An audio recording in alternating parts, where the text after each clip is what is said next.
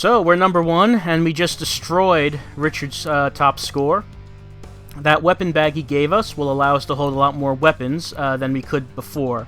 So that'll come in very handy, and you do want to do this side quest as soon as you can, because you do want to have that weapon bag. It does get frustrating if you're picking up weapons and you suddenly can't hold any more.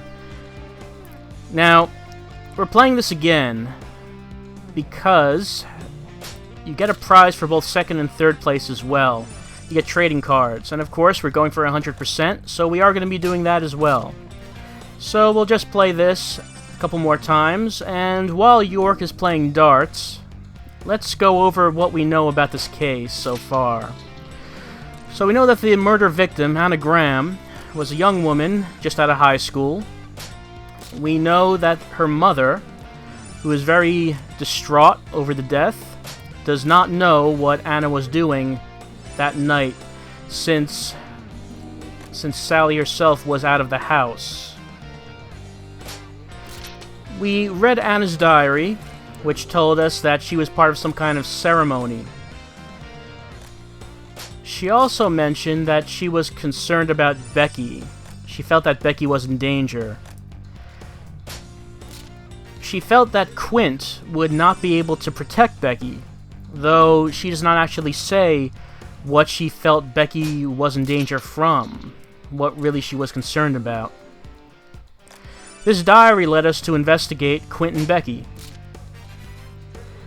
and we found that they were part of some sort of small-time dealing operation involving this red powder. We don't know what the red powder is. We don't know how much of it they dealt. Quint told us that it was ground up from the seeds of a plant, but then again he also told us it was health food, so how trustworthy is he? After interviewing the both of them, it seems that Quint doesn't really know much more about what's going on. It seemed like Becky did know, though. It seemed like Becky had more information than she was telling us.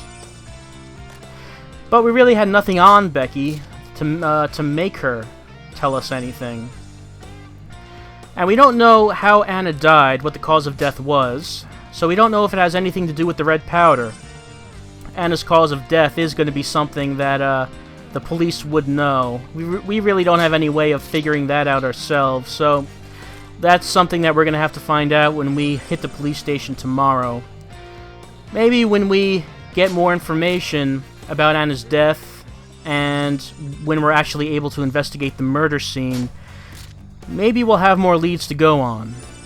But for right now, all we can really say is that Becky was holding something back, and we really don't know too much else at this point. Well, the second darts game is almost done. Not as good as the first time, but it'll be enough to break Richard's old score again.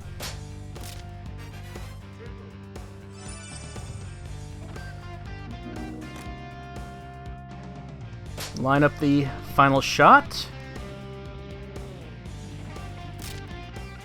And just barely, but it is another bullseye.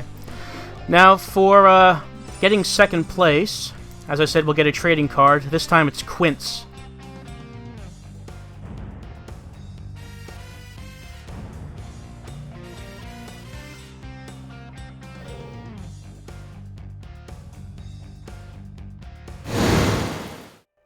But we already know all about him. And I think for the third darts game, we're going to do a little something different. I thought it would be neat if we took a look at some of the obscure movies that York talked to us about. So, let's take a look at The Deadly Spawn. The Deadly Spawn is a horror movie from 1983 about an alien creature that comes crashing down to Earth for some reason. You could describe the alien as... He's peace-loving and adorable. Well, no, not really. It's actually pretty hostile. And guess what it eats? Bunny, not your lentil and tomato stew. No, it's people. After arriving, the alien takes refuge in a house that has the biggest and darkest basement in the world. The movie wastes no time with having a husband and wife go down into the basement and get eaten in quick succession. The movie keeps the alien hidden in the shadows for the most part. Wait, no, there it is.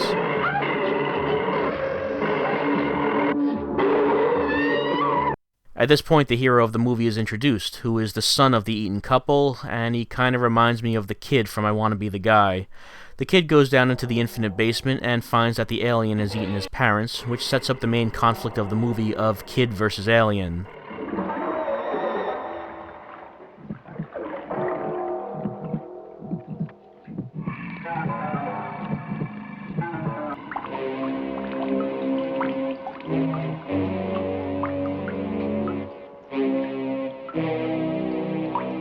We see that the alien has spawned a bunch of little aliens, revealing that the threat is much bigger than just one monster.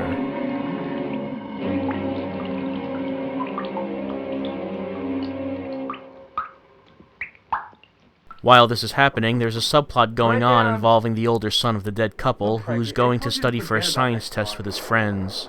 Look, if you're going to study for a science exam with me, you've got to stick to the facts. One of the friends finds a dead baby alien, and the three try to figure out what it could be. You always know everything. Why couldn't something come from outer space anyway? Because it's impossible, that's why. Scientifically impossible. I can be just as scientific as you. They end up being attacked by the big alien, which chases them through the house.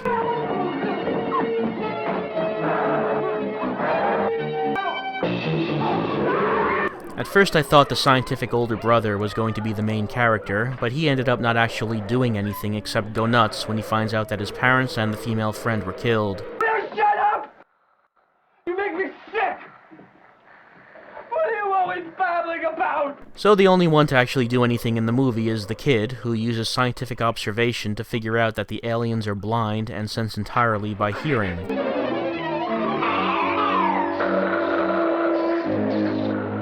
He then builds a homemade bomb with items from his bedroom, which leads to the dramatic climax in the attic of the house.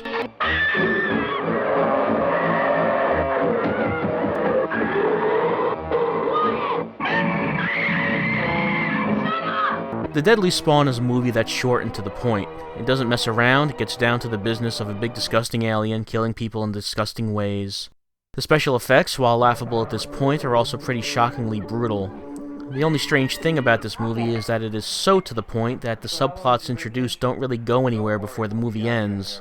An example of this is the kid being analyzed by his psychiatrist uncle, as his parents are worried that his obsession with horror movies and his attempts to scare people might mean there's something wrong with him. I thought for sure this would lead to the kid trying to warn his uncle about the alien, but the uncle not believing him. But then to my surprise, the uncle got his eyes eaten out before anything like that happened.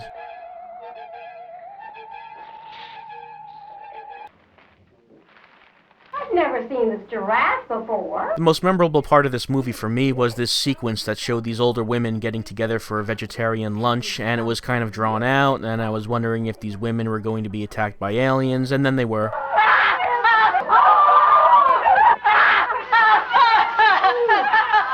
The Deadly Spawn is certainly an example of an 80s horror movie that goes all out with the practical gore effects. I wouldn't call it a scary movie, though, as it really does come off as too comical to be genuinely creepy. Look, all I know is a creepy feeling is not scientific. Well, welcome back to Darts. As we can see, York's pulse meter has risen to the maximum, and we can see what happens when we do that. York's aim goes out of control. You see, he just can't aim at all. It's just pure luck at this point. Let's see what we can do with this.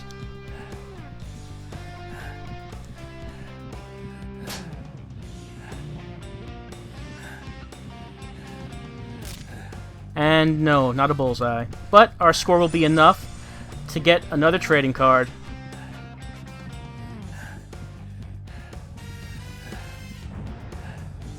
Right, and now Agent York dominates the leaderboards.